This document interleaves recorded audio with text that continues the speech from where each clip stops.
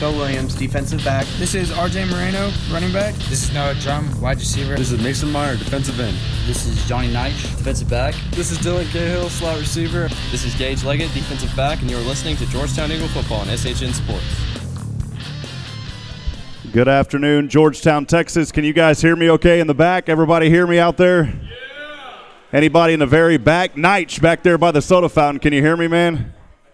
Got a thumb up? Can you guys hear me? Well, ladies and gentlemen, welcome to another edition of the Eagle Nation Coaches Show here live from Berger University.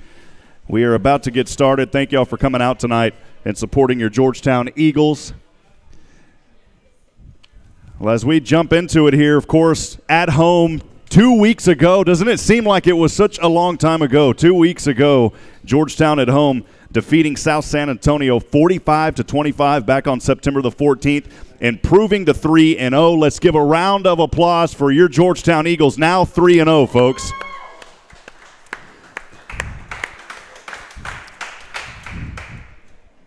See, the guys are already getting after it, man, so thank y'all for being loud. That's what we need to get everybody rolling as we head to Friday. Well, the third game of the season for Georgetown, it was part of a two-game homestand. Georgetown led 16-6 after the first quarter, 31-12 at the halftime. South San Antonio, a team that doesn't pass. The one lone attempt by Augusto in the game was an interception. 4 takeaways for Georgetown in this ball game. Anderson, Meyer, and Knowles all recovering fumbles, and that interception by Clough as well. Jackson Seosin goes 17 of 25, 306, and 4 touchdowns in the game. Xavier X. Torres carried 17 times for 104 yards. Javante Rodan, Dar, and others getting some touches as well. On the receiving end, Noah Drum led his core with 119 yards, 2 touchdowns. Dylan Cahill had 71 and a touchdown grab as well.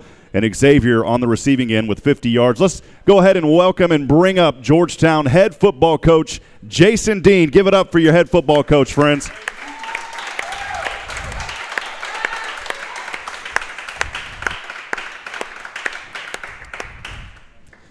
Coach Dean, is always a true honor and blessing to be here with you as what we've came to call over the years the Berger House. So we appreciate you as well, Coach, for being here as we just dig right into it. Good to see you again tonight, Coach. Great to see you. Thanks for having us.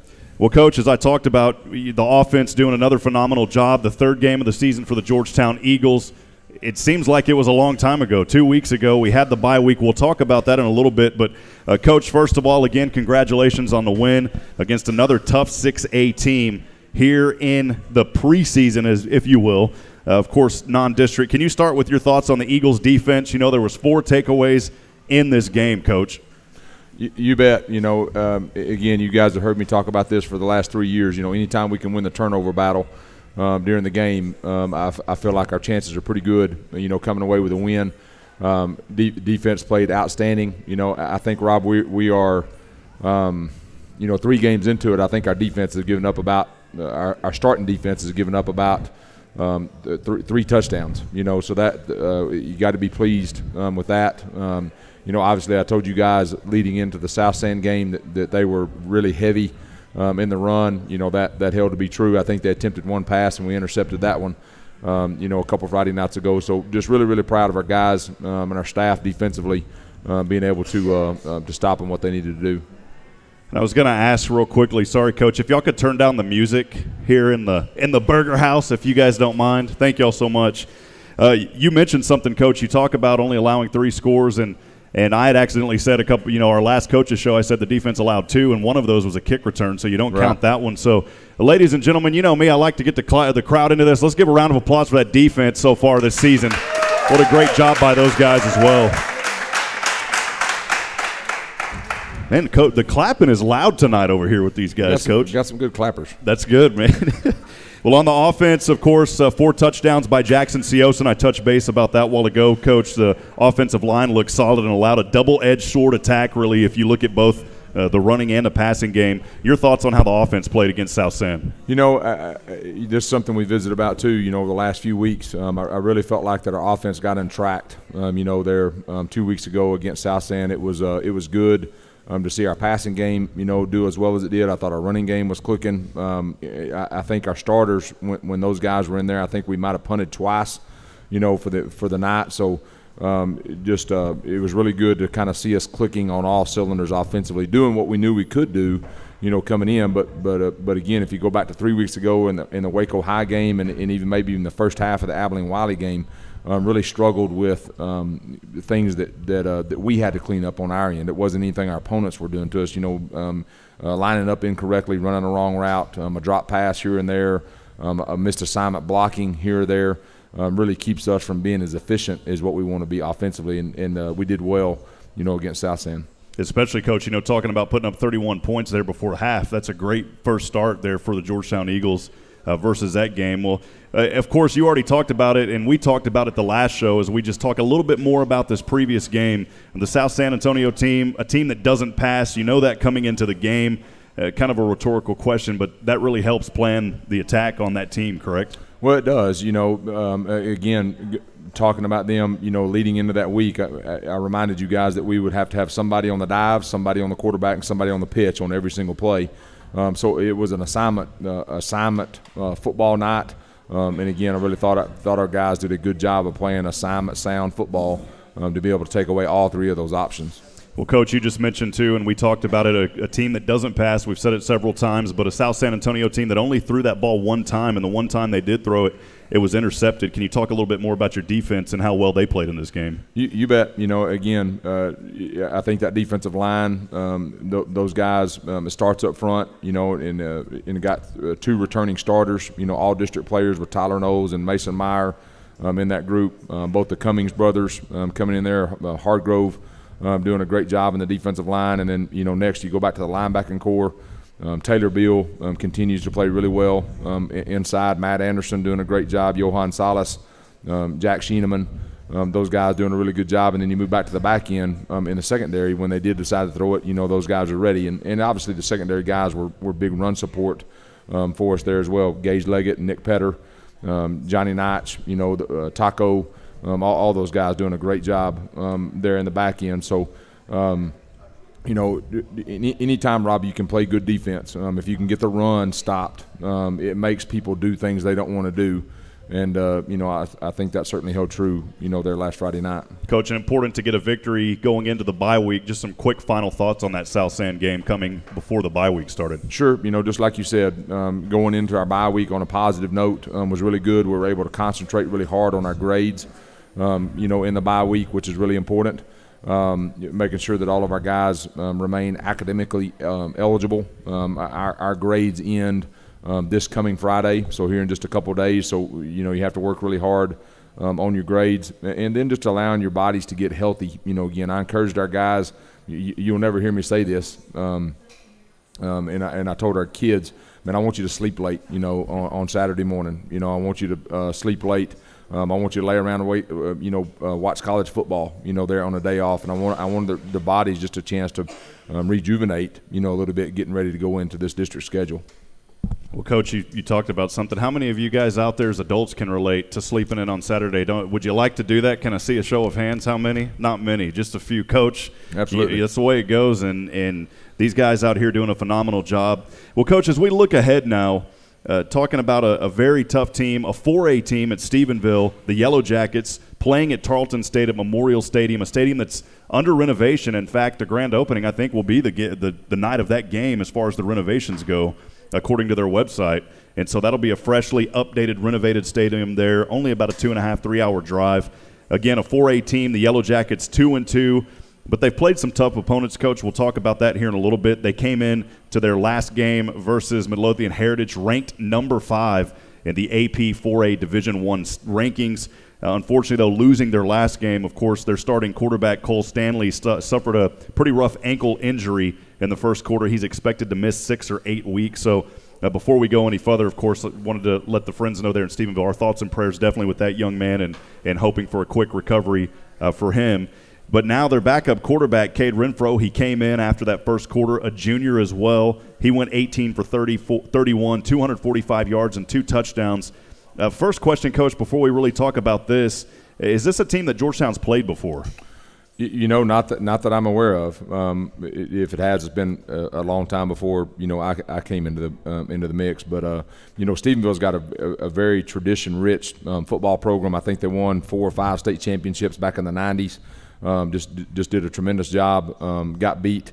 Won another state championship just a couple years ago, maybe in 2012 or 2013.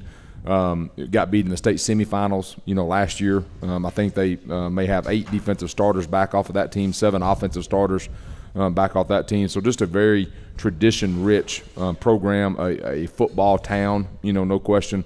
Those guys play good football. It's a coach that used to be here at Georgetown that left after a tough 2 seasons, went to Stephenville and started winning those state championships. The word speaks for itself, so we don't need to talk about who that was. But as you said, a great tradition there in Stephenville, and a Georgetown team that's very honored to go up there and play this coming up Friday. As I just talked about, an unfortunate injury there for Cole Stanley.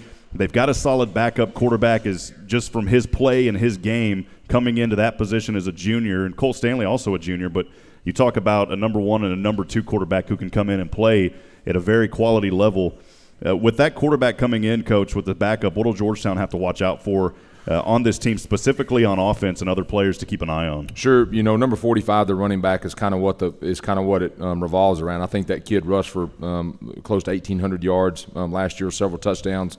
But that's their guy. A quality high school running back. He probably doesn't have many offers out there just because his stature, is not big. But he's fast. He's a physical runner. He's tough to tackle. Just a tenacious guy with the football in his hands. And then the backup quarterback is certainly no slouch. I think maybe he moved back to Stephenville after some time away. But Renfro can sling it. He does a good job back there. Probably the thing that stands out to me the most is just this kid is not a runner. Where the starter was a guy that would pull the ball down and try to hurt you with his feet as well, but could still throw it very adequately. This kid's a guy that's a pocket passer, going to stand back there, stand tall. He's about 6'4". So he's going to stand back there tall, and man, he's got a rocket for an arm. He's going to put it on the money. Talk about a young man standing at 6'4", going to be something definitely for Georgetown to watch out. Well, as we talk more about Stephenville, their defense giving up some points, but overall a pretty solid group as well. As far as Stephenville goes on the defensive end, what should we be aware of on the defense for the players and that kind of thing to look out for on defense, Coach? Sure, a very aggressive style defensively. We're going to see lots of blitz. Got a quality inside linebacker, 6'3", 225-pound kid that I think this is his 3rd year to be the starter at the inside linebacker spot. A physical play out of their linebackers. Defensive line probably averages about 245 pounds, which is really good for a high school football team. So we've got our hands full offensively again this Friday night, no question. Well, a lot of respect for Coach Winter there of Stephenville. Although Georgetown isn't ranked, and again, for us and especially I know for coaches, the ranking isn't what it's about. It's about getting W's and winning games. And he said, though, although Georgetown isn't ranked, Coach Winter quoted as saying in the papers there, no doubt they are. So you've got to have a lot of respect. That coach understands just the tenacity of Georgetown Eagles, the aggressiveness of the team. So even though on paper the team isn't showing up in rankings yet, this coach says no doubt that they should be or that they are. He talked about the aggressiveness up front on offense and defense. He talked about the spread offense that Georgetown runs, and he also knows about Zane Haas. So when you've got a coach calling specifically out a player on the team, you know that this is a coach that's done his scouting, that's done his report. That kind of got me to think when I was reading this article earlier today, Coach, about some of the scouting and things that coaches look out for. Can you kind of talk about you as a coach from your perspective, things that you really kind of scout and look for, if you don't mind, from game to game and these other teams? Sure. We may be one of the few programs that still do it this way. This used to be the way that everybody did it, but kind of with video changes and the way that you're able to trade that video now just online is so much easier. We still send scouts to watch every game, so we've got 2 of our middle school coaches that we give a list of things that we want them to pay attention to and look at, and we send those guys, to every single game. So I want those guys to get the intangible stuff that we can't get off of film, the things that we can't see. Who's their leader of the defense? Who's their leader of the offense? What coach is responsible for signaling in both the plays, both offensively and defensively? who got hurt during the game. What was he doing on the sideline once he was hurt? Is he on crutches? Is he out of a uniform? All that stuff that you can't see on film. We want our scouts to go to the game, and our middle school staff here in Georgetown does a great job of going and getting that stuff that we can't see off of film. So then when you come back on Saturday and now you start breaking down your next opponent, it's very different both offensively and defensively. Our defensive staff watches that game together, and obviously they're watching the opponent's offense, and then our offensive staff gets together and we're watching the opponent's defense. And we're getting a feel for those guys and how they're going to line up, what are the different formations that we want to attack, what are the different kids maybe that we want to attack, what are the weaker parts, of them both offensively and defensively, and just try to put together a quality game plan from there. And I think that's something I wanted to mention. I know a lot of the parents, of course, know this, but maybe the folks watching on the web stream or other things, it's not the coaching gig isn't, a 5-day-a-week job. You guys are out there 7 days a week, literally every waking moment preparing and doing things, even in the off season. So one more time, let's give a round of applause to the coaches for the fine work that they do, not just Coach Dean, but all the coaches at Georgetown.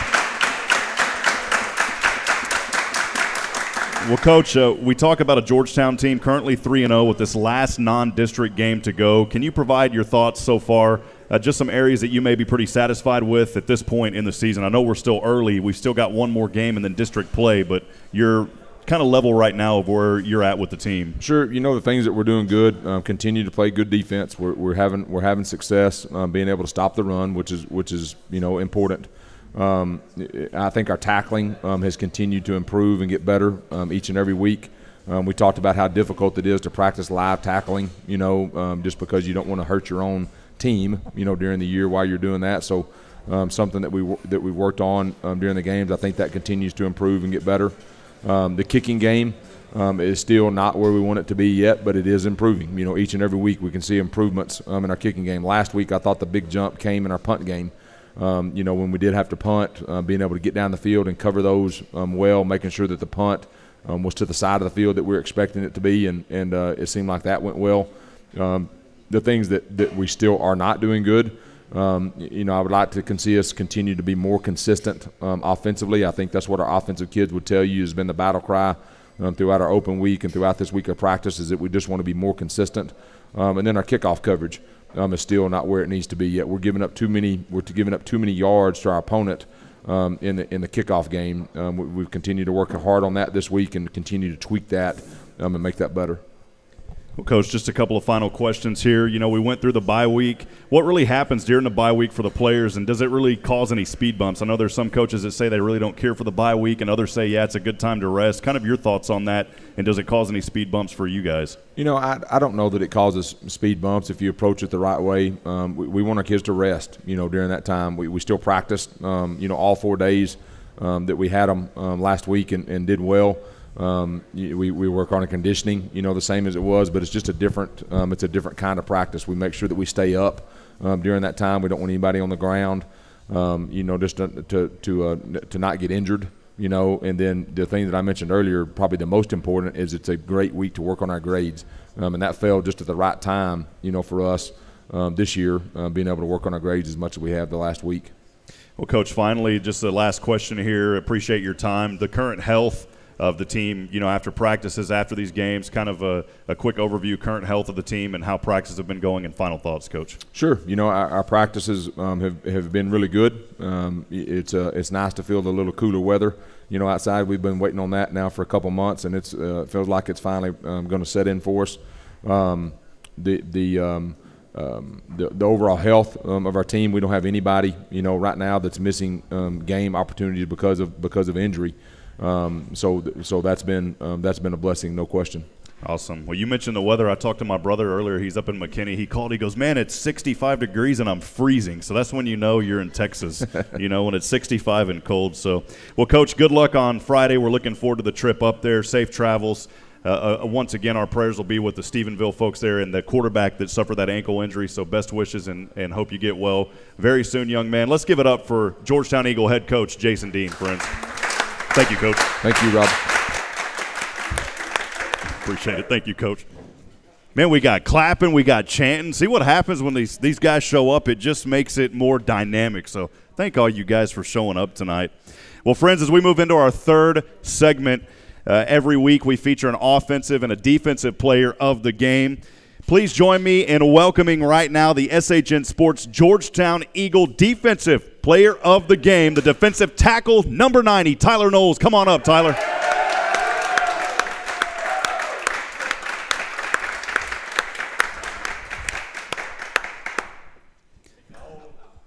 We appreciate you being here, Tyler. Thanks for coming up, young man. Tyler, you know, I reached out to you guys a couple of weeks ago and said, hey, come to the – and then I forgot we had the bye week. We don't do the coaches show on the bye week. So we just wanted to make sure that the nervousness level for you being up here tonight was going to last another week. So I hope that worked for you. Yeah. Well, Tyler, I'm just joking with you, man. We appreciate you being here tonight, young man. A great season so far. Let's talk quickly versus South San Antonio, 3 total tackles. There was 3 fumbles in that game. You forced all 3 of those. There's actually a 3 in there. You forced all 3 of those. You recovered 1 of them. So far through 3 games, a total of 7 tackles. You've averaged just over 2 a game. You forced a total of 4 fumbles. So, man, you're out there on the defensive end tearing up things, and that's good. We need that on the defense. Tyler, before we get started, just to get to know you a little bit, how long have you been here in Georgetown, man? I've been here since I was in 1st grade, so 12 years. 12 years. And where did you come from, man? Where did you move from? Well, I was born in Houston. Okay. So a lot different play, you know, here in Central Texas football. There's some powerful teams down in the Houston area, though. Well, Tyler, the Eagles, 3 games in the books now this season. You know, your defense really firing big time. Can you talk about your teammates on defense and how the group is coming together here as this season continues to progress? Oh, man, our defense is great. You know, we're like a family together. We spend more time together than we do with our own families. So a lot of us are like really close. You know, everyone's friends, and that helps in the game. If you have everyone playing for each other, you can get a lot accomplished on the field. What's some things that you've noticed so far this season compared to previous games and previous times that you guys have played?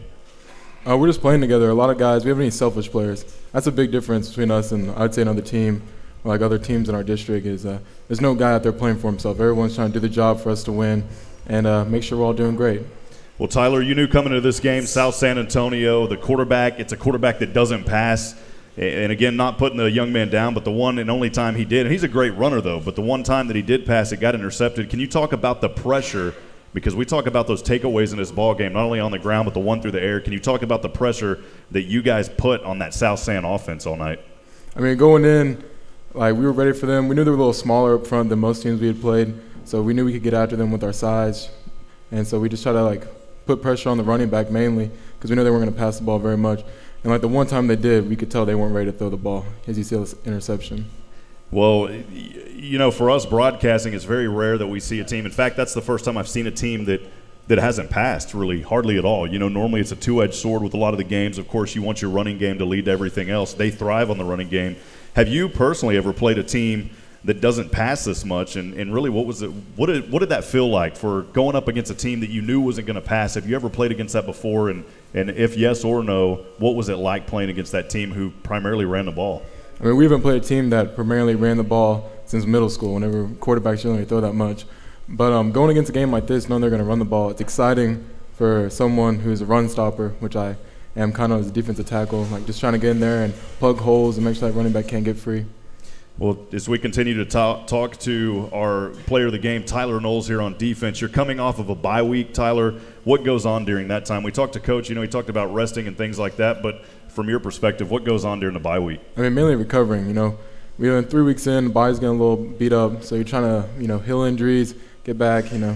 You miss the football a little bit on a Friday when you have no game, watching other teams play, you kind of miss playing, but it's good to recover and, you know, get a little extra time in the grade book and get ready to go playing against Stephenville this weekend. Well, a very tough and competitive and a historically successful Stephenville team. Your thoughts on that upcoming game on Friday? I mean, we're excited. It's probably going to be one of the best tests we've had so far this season, and that's what you look for in a team. You know, you want to play the best in non-district, so you're ready for the best in district. Tyler, any nicknames for you? Because, you know, Taco's in the house, Nightmare is back there. What do you got, Tyler? Usually Coach Dean, Big T. Big T. All right, we're going to say that on the broad. We'll have to see. We have to make sure that we get them down. So I had to ask you that, man. Did somebody say T-Bone? Okay, I thought someone Clifford. said T-Bone, man. Codename Clifford. Well, you know, Coach talked about a few things, a lot of positive things, and some things that you guys can work on. From your perspective, what are some things that you can personally improve, and maybe your teammates on the defensive end as a core that you guys can improve on? I mean, just trying to tackle, get to the ball, and make tackles. Ultimate pursuit to the ball is a big thing for us. And we've seen Stephenville, they throw some screens, and that's a big thing for us is pursuing to the ball like relentlessly. In case they cut back, we got to be there for it.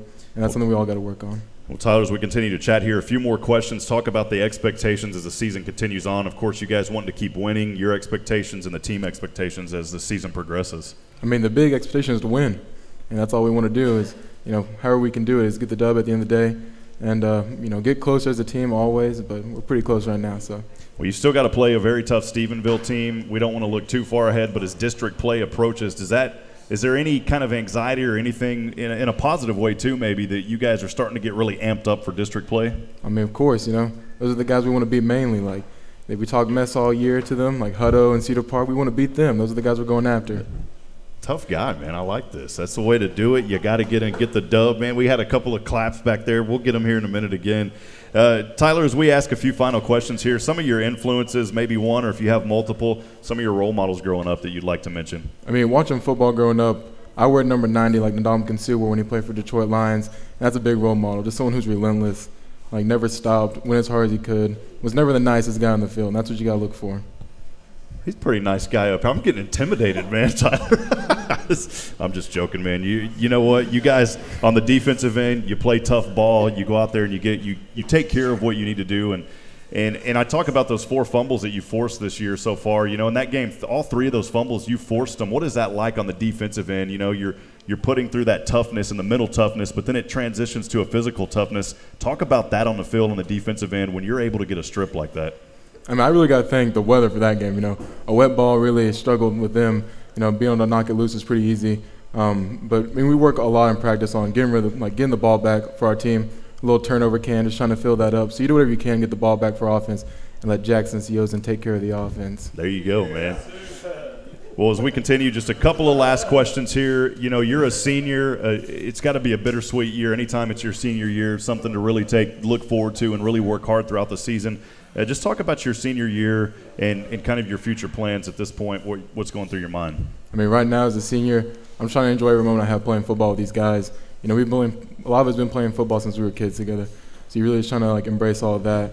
But then after this, I'll go into track and field where I'll be throwing shot put and discus, and then after high school, I'll be going and throwing at University to throw for shot put and discus. I wanted to bring that up, and I'm glad you mentioned. I didn't have it as a question, but talk about your other off of football, what you do in track, you know, throwing and those kind of things. Talk a little bit about that because, man, I watched some videos on throwing discus and stuff, and I can't even throw that thing probably 5 feet. So talk about what you do outside of football, man. I mean, outside of football, I do throw a lot, and that's like my main sport besides football is throwing.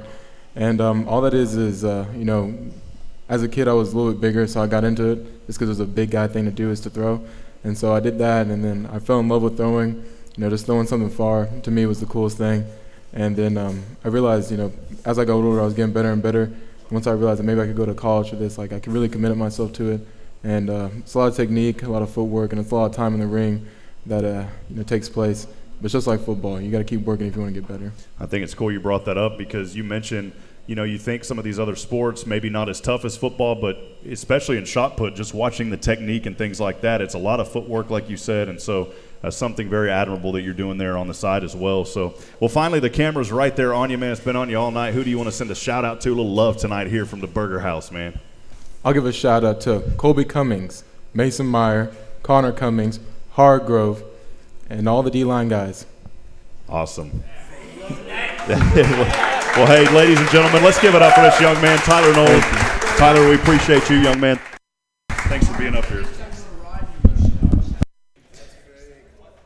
Well, it's always a true joy, friends, to have these student athletes come up here and talk every week because you can really understand and get a sense of the teammate, the camaraderie, and the family atmosphere that goes on here at Georgetown. As we continue here, let's bring up our SHN Sports Georgetown Eagle offensive player of the game, the senior quarterback, number 12, Action Jackson, C to the ocean. Come up.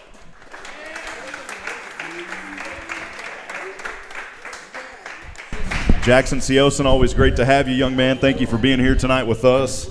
I don't know where that started. You were just playing. You one of the games, I think you came in for Cooper last year, and we started this Action Jackson thing. And then last game, you were throwing so much, we were like, my goodness, man, that ball went from the sea all the way to the ocean, and it just kind of fit with your last name, Sea Ocean, sea to the ocean, man. So it's creative, isn't it? Well, versus South San Antonio, you go 17 of 25, 306 yards. You averaged 18 yards a completion, 4 touchdowns, no interceptions. The longest pass, 42 yards.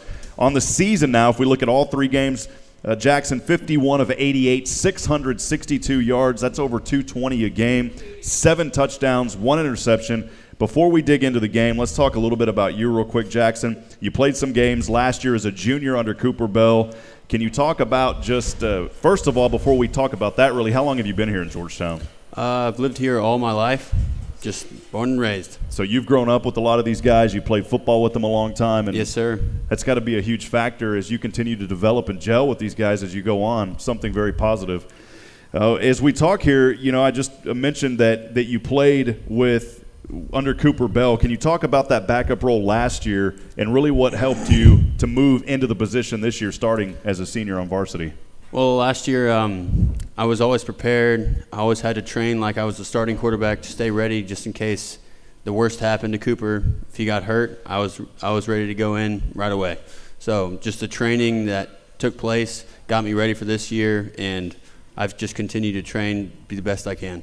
Well, before we talk a little bit more about football, you play baseball as well. Can you talk about playing multiple sports? You guys had a great run on the baseball season this year. So talk a little bit about playing multi-sports like this. It's just time-consuming. It's a lot of fun. I love playing both sports. Just both of them are my passion. And football, there are different aspects to each sport that just keep pulling me back to them, and it's just a lot of fun. Well, another outstanding game a couple of weeks ago versus South San Antonio. Can you talk about your comfort level in that game? Because we talk about going out there and throwing over 300 yards, 4 touchdowns. Talk about how comfortable you were in the game just a couple of weeks ago. Well, I was very comfortable.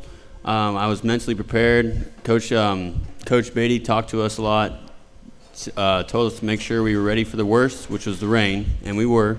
And so I just had to make sure I was mentally prepared to go into the worst case scenario. It was raining down cats and dogs, and I had to be able to throw the ball still.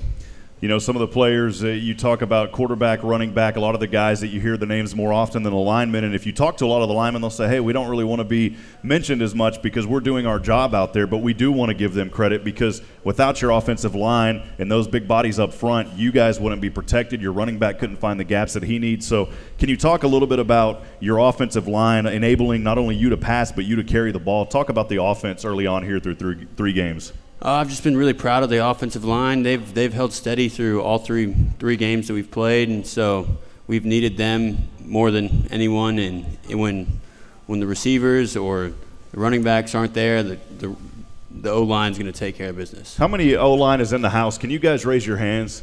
Let's give it up for these guys. Yeah. We got a couple here.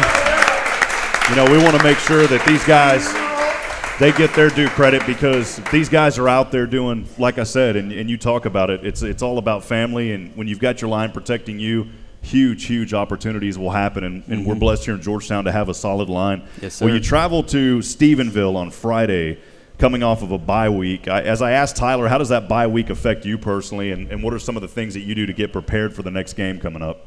It really doesn't affect me much. It's just a good time to shore up a lot of things, make sure less penalties because that's been a problem for us in the first few weeks, and so we've made sure all the receivers are lined out correctly, so no procedural penalties, and just keeping everyone's minds right.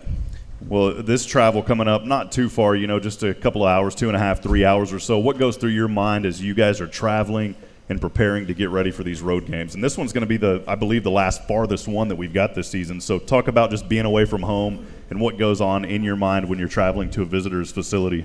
You know, I stay relaxed most of the time. I don't want to play the game too early. Coach Dean always tells us that, not to play the game too early because it'll just exhaust you mentally. And with everything I have to know, I'm trying to keep myself relaxed so I'm ready to go in the game. Well, as we talk about Stephenville coming up, your thoughts on that game? Going to be a tough 4A contest, but you guys have been prepared all season, getting ready for some big play. Talk about the Stephenville game.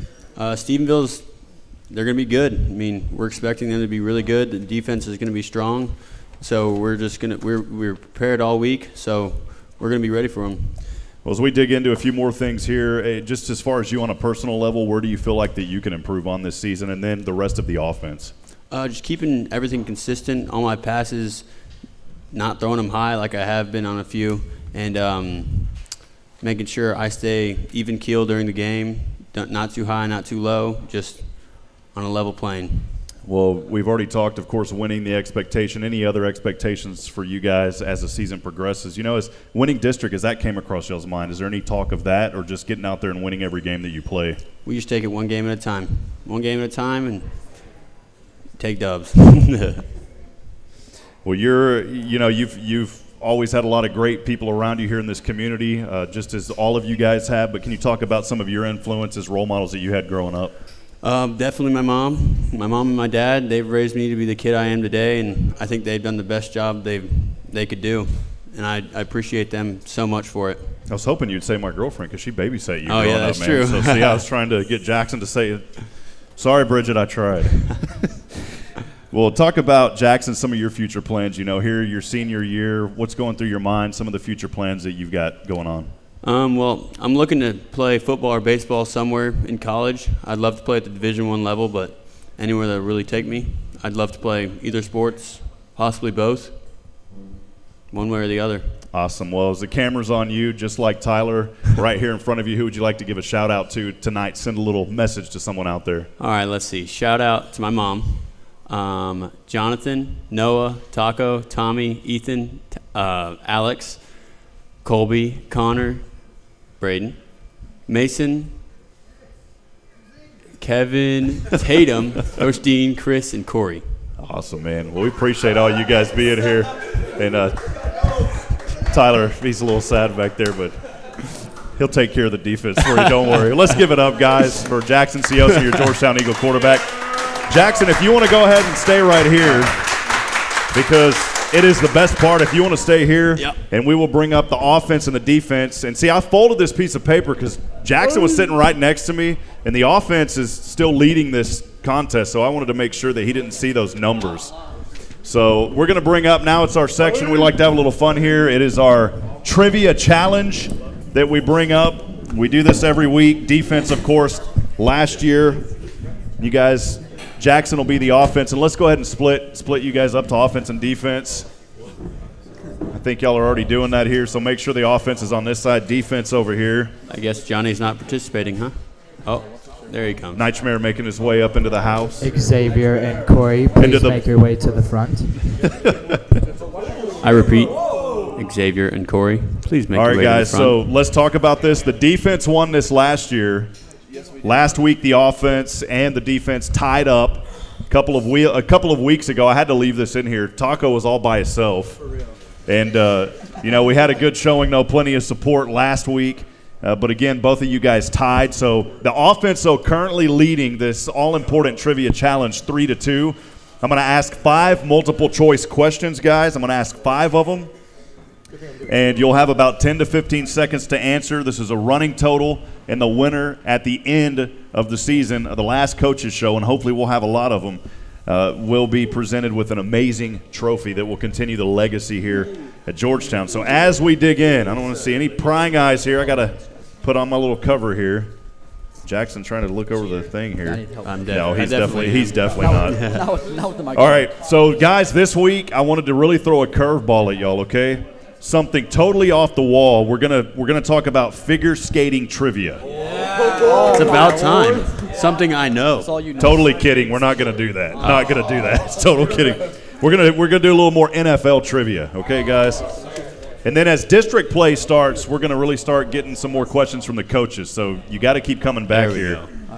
All right, here we go. Four answers, 4 choices. What team won the very first Super Bowl? What team won the very first Super Bowl? Kansas City Chiefs, the Dallas Cowboys, New York Giants, or the Green Bay Packers? Right. We will start with the defense? The Green Bay Packers. Green Bay Packers Green Bay offense? Packers. You guys are both right. That is the answer. Oh, okay. Well, that's why you got to whisper, too, guys. You know, you got to whisper these answers. All right, second question. We're still tied up here. We're tied up, guys. Second question.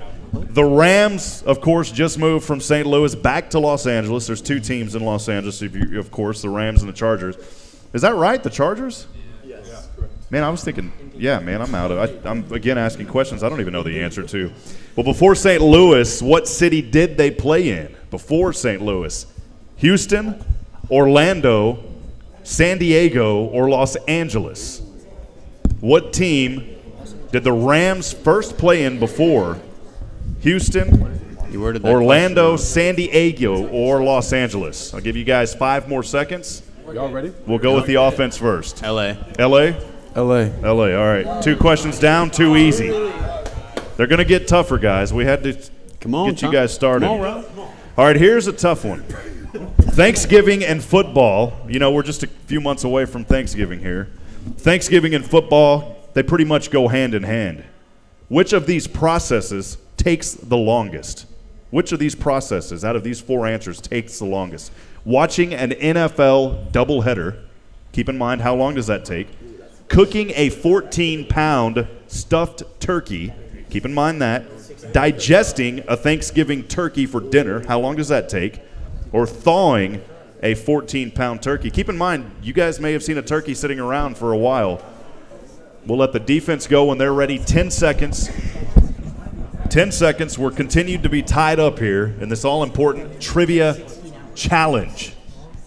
All-important trivia challenge. You got 5 seconds. 4, 3, 2, 1. Defense? Thawing the turkey. Thawing a turkey. All right.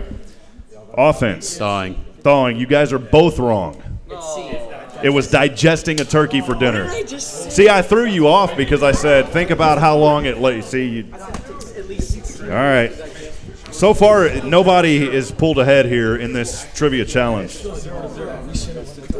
All right, here we go. Another tough one here, guys. Get ready for this one. Which 2 NFL teams are tied for the most fumbles in a season? Which 2 NFL teams tied for the most fumbles in a season?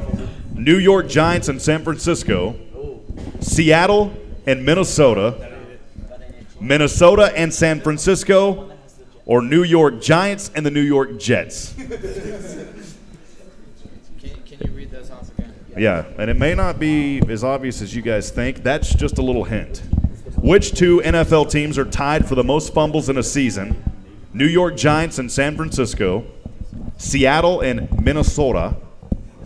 Minnesota, I can say that because I've got family in that area. And San Francisco. Or New York Giants and the Jets. I'm going to give you guys 10 seconds. This is a tough one. What was B again? The second one, Seattle and Minnesota. Minnesota. Anybody from Minnesota? Can we see a show of hands? Anybody? Who's farthest away here? Did someone say Iowa? Awesome. Well, good to have Iowa in the house. All right, guys. We'll go with the offense. Offense, your answer. Seattle and Minnesota. Seattle and Minnesota. Defense. Giants and Jets. You guys are both wrong. It was Minnesota and San Francisco for 50. Guys, all right. This is an opportunity here. Final question. Final question. We may come out of here with a tie tonight, guys. No. Ain't no such thing as a tie. How many NFL teams are named after cats? How many NFL teams named after cats? 4, 3, 5, or 6? One of them may be a trick. One of them may be a trick, so think about that when you're coming up with your answer. One of them may think it's obvious, but it's not. 4, 3, 5, or 6. We'll give you 5 seconds. Got it. 5, 4, 3, 2, 1. We will go with the defense first. We will go with the defense first. They were still chatting. We will go with the defense. We're going to go with 4. 4 and the offense. 6. 6. You guys got it. It was 4. So the defense, hold on, let's talk about them. It was Carolina Panthers, Lions, Bengals, and Jacksonville. So with that, guys, we are now tied at 3 apiece. So the defense is making a run. Let's give it up for these guys, everybody. Let this be a team-building moment because we need you guys to take it to the field, take it to the other team this week. Guys, thank y'all so much for being here tonight. Let's give them one more round of applause, your Georgetown Eagles. Thank you, Jackson. Appreciate you guys. Taco, thank you, young man. It's always fun to have the trivia challenge here in the house. Thank you guys for participating. I really thought we were going to end the night on a tie with that one. So offense, you got to bring it back. We're tied at 3-3 now. If we look at it that way, tied all up, we will keep that running total. Well, at this time, I'd like to bring up Mr. Pete Thiel. Let's welcome your Georgetown Eagle Booster President, Pete Thiel. Come on up, Pete. Let's give it up for Pete.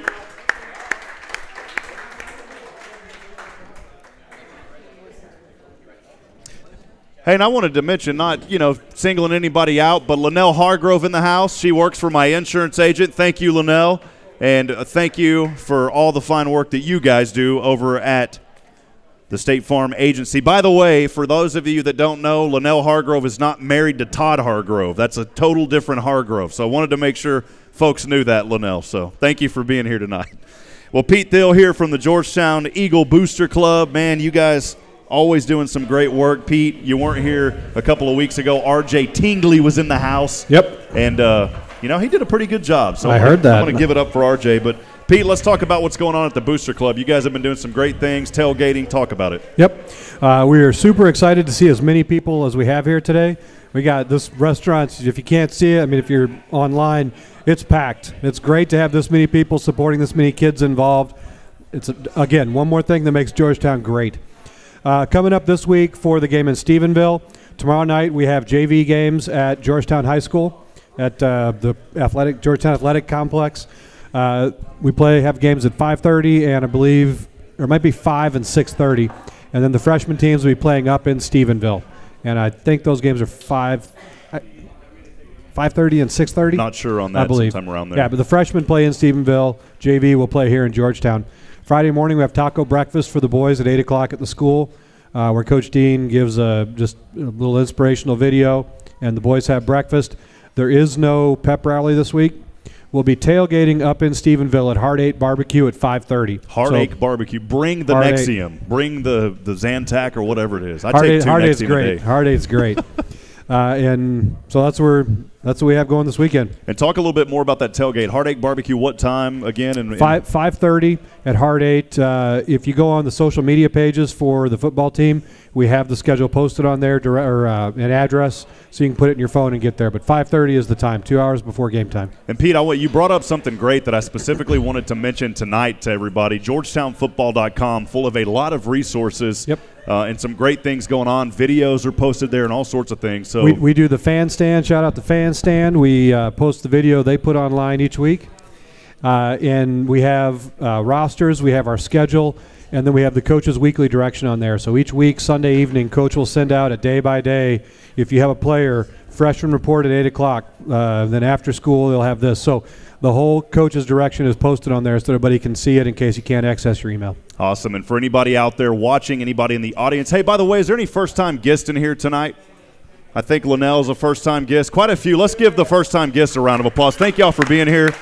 And we look forward to you coming back next week as well as we continue the tradition here. Well, we want to keep this going, get bigger each week. Absolutely. We'd love to fill the top. Well, we appreciate the support from Georgetown. It's just one more reason that I always say we're blessed here in Georgetown. We truly are not just because of our kids and our coaches, but because of you guys in the community. Pete, thank you for what you do as well. We appreciate you, Rob. Well, remember, friends, as all of our broadcasts can be found on our website at shnsports.com. For those of you that can't make the journey to Stephenville, very short trip, but understand if you can't make it, very simple. If you go to youtube.com/SHNsports and the number 1, so youtube.com/SHNsports1.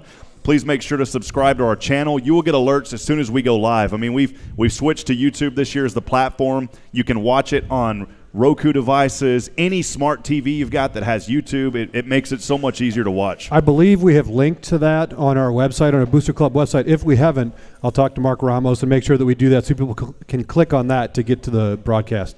Awesome. Well, friends, remember, as I end every broadcast, I always say this, and I mean it. We're not strong enough alone to make it our own. We need each other. Provide a word of encouragement. Lend a hand of support. Somebody out there needs you, especially our good friends here in Georgetown. Can we give one final round of applause for Carmen and Burger U? Thank you, guys, for the burgers.